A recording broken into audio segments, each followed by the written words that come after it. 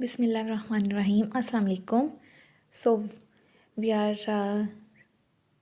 learning today next part of chapter 4 EMT valuation Kelton Bond, and today topic is element of EMT valuation. सबसे पहले है EMT valuation के elements कौन कौन से होते हैं. स्क्रीनिंग एग्ज़ाम करना है, इसमें हमने छोटा सा एब्रीवेटेड एग्ज़ाम होता है ताकि पता चल जाए कि कौन सा रीजन है जहाँ मसला है, और उसी की हमने जो है फिर डिटेल्ड एग्जामिनेशन के ऊपर फोकस करना है.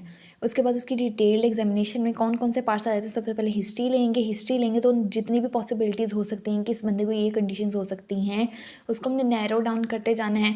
हमने एक अर्ली हाइपोथेसिस जो बनाया था उसको फर्दर एग्जामिनेशन से कंफर्म करेंगे. उस एग्जामिनेशन से पता चल जाएगा कि जो मसला है वो मस्कुलोस्केलेटल है, उसके सिम्टम्स या नहीं है, और उसको हम OMT के साथ ट्रीट कर सकते हैं या नहीं कर सकते हैं. उसमें क्या क्या बातें पूछेंगे, प्रेजेंट हिस्ट्री एपिसोड देखेंगे, past medical history, relative personal history, family history, review of systems करेंगे.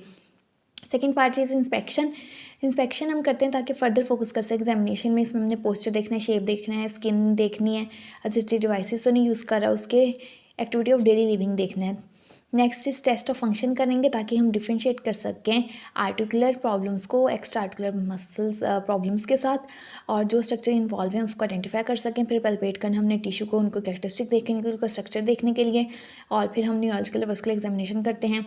मेडिकल डायग्नोसिस स्टडीज़ में हम डायग्नोस्टिक इमेजिंग करते हैं, लैब्स करते हैं, इलेक्ट्रो डायग्नोस्टिक टेस्ट करते हैं, पंक्चर्स वगैरह करते हैं, डायग्नोसिस और ट्रायल ट्रीटमेंट. फिजिकल एग्जामिनेशन के थ्रू थेरेपिस्ट जो है वो को रिलेट कर सकता है पेशेंट के साइन को उनके सिम्टम्स के साथ. हमने को रिलेशनशिप बनाना है मस्कुलोस्केलेटल साइन और सिम्टम्स के दरमियान, तभी हमें पता चलेगा कि जो मसला है उसका मैकेनिकल कंपोनेंट क्या है, और क्या वो जो हम उसको ट्रीटमेंट दे रहे हैं OMT का उसको वो रिस्पॉन्ड कर रहा है या नहीं कर रहा है. उसके बाद साइन एंड सिम्टम्स जो हमें मिलते हैं फिजिकल थेरेपी एग्जामिनेशन में वो बताएंगे कि जो बंदे के साथ मसला है उसकी नेचर क्या है, उसकी पैथोलॉजी की स्टेज के ऊपर है, और इसी बेस पे जो है हम उसका ट्रीटमेंट प्लान बनाएंगे. ऐसा पर्सन को ट्रीट करने से पहले जो अपनी लंबर स्पाइन जो है वो फ्लेक्स नहीं कर सकता, हमने डिटर्मिन करना है कि ये लिमिटेशन की कॉज क्या है.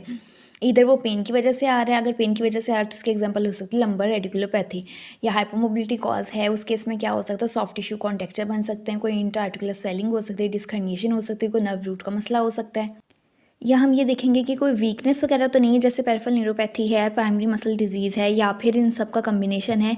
OMT प्रैक्टिशनर जो है वो 3 डिफरेंशियल डायग्नोसिस बनाएगा जब भी हमने स्पाइनल सोमैटिक डिसफंक्शन को जो है वो इवैल्यूएट करना है. वो क्या क्या चीज़ें हैं, हमने डिटरमिन करना है कि सोमैटिक डिसफंक्शन जो है वो प्राइमरीली उस सेगमेंट के अंदर है, मतलब एनाटॉमिकली जॉइंट के अंदर प्रेजेंट है, या फिर उसके साथ किसी एसोसिएटेड सॉफ्ट टिश्यू में. इस सॉफ्ट टिश्यू में न्यूरल स्ट्रक्चर को भी इंक्लूड करेंगे.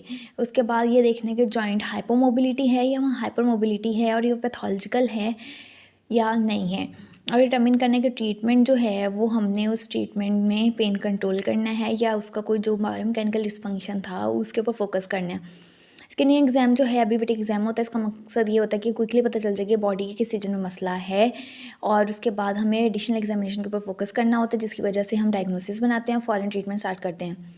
अब स्क्रीनिंग एग्जाम जो है वो 3 चीज़ों की तरफ लेके जाता है. वो 3 चीज़ें कौन सी हैं, डायग्नोसिस बनाते हैं अगर फिजिकल साइन हमें ऑब्वियस मिल रहे हैं और वो साइन जो है उसकी हिस्ट्री के साथ मैच कर रहे हैं, तो हमारा पहला इनिशियल इंप्रेशन हमारे ऊपर पड़ा था वो कंफर्म हो जाएगा. उसके बाद फर्दर डिटेल एग्जामिनेशन की तरफ जा सकते हैं अगर हमें अभी लगा है कि हिस्ट्री से हमें इतनी ज़्यादा चीज़ें नहीं मिली हैं कि हम डायग्नोसिस बना सकें, और कॉन्टा इंडिकेशंस का पता चल जाता है कि फर्दर एग्जामिनेशन के लिए कौन कौन से कॉन्टा इंडिकेशंस हैं और क्या क्या चीज़ें हैं जो उसको मना है, जो हमने अपने पूरे प्रोसीजर में नहीं करनी है.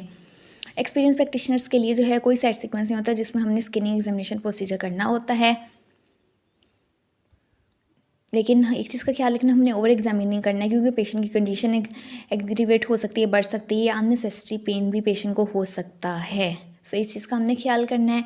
उसके बाद हमने जो एग्जामिनेशन करनी है उसका प्लान करना है उसी मूवमेंट से जब हम पेशेंट को मिले हैं, और हमने प्रिपेयर रहना है कि हमने मॉडिफाई करना है अपने स्क्रीनिंग प्लान को. जो जो इन्फॉर्मेशन मिलती जा रही है उसकी बेस पे हम उसको मॉडिफाई करते जाएंगे.